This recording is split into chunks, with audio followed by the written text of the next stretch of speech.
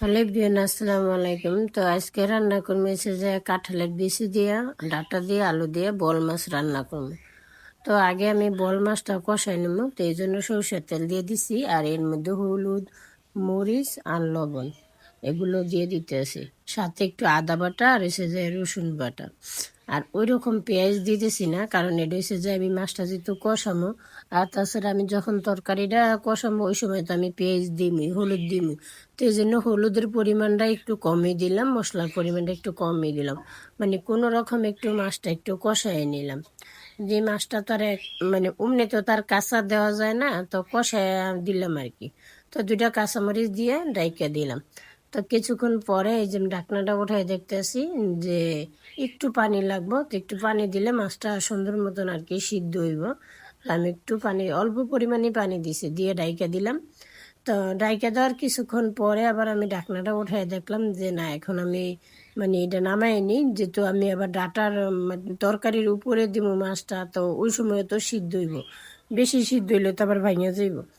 তা আরেকটা করে এর মধ্যে আবার এই যে সর্ষের তেল দিয়ে দিলাম, মানে গরম ওই পর্যন্ত আর থাকলাম না, কারণ হচ্ছে যে আমি এর মধ্যে মশলা টশলা সব কিছু দিয়ে দেবো, আস্তে আস্তে মশলাটা কষবো, তারপর হচ্ছে যে ডাটাটাও কষাবো, এতক্ষণে পেঁয়াজ টেয়াজ এগুলো গইলে দেবো।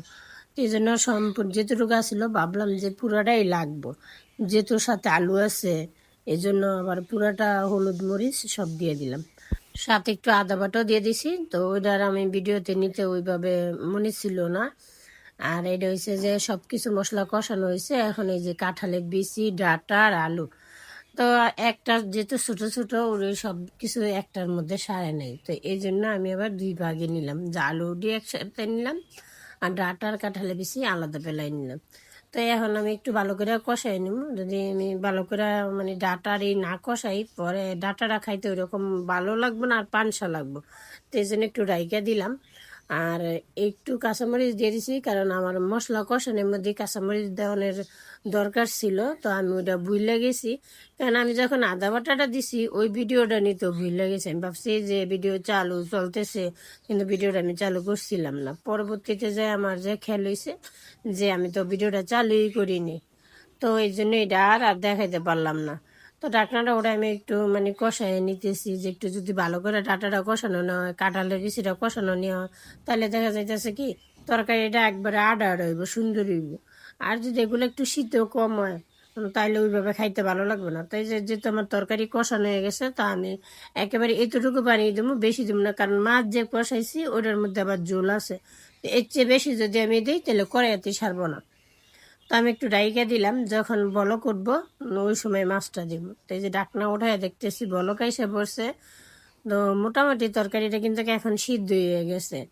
আমার মনে হইতেছে যে এখন যে আমি মাছটা যে দিতেছি এটার মানে ঝোলটা আবার মানে তরকারিটা বেশি পানি হয়ে গেল কিনা। তো যেহেতু দিছি একটু মানে ভালো করে জাল দিতে হইব, জাল দিলে ঝোলটা তাড়াতাড়ি শুকিয়ে যায়। যেহেতু আমার মাছ টাছ দেওয়া শেষ, তো এখন একটু আমি ডাইকা দিমু, ডাইকা দিলে তাড়াতাড়ি সিদ্ধ হয়ে যাইব, তো এই জন্য ডাইকা দিলাম। তো কিছুক্ষণ পর ঢাকনাটা উঠাই দেখলাম যে না, ঝোলটা ভাবছিলাম বেশি হইব, বেশি হয় নাই। আমি প্রায় 15 থেকে 20 মিনিট জাল দিছি, এই যে আমার তরকারি হয়ে গেছে, কত সুন্দর হয়েছে কালারটা, মাশাল্লাহ।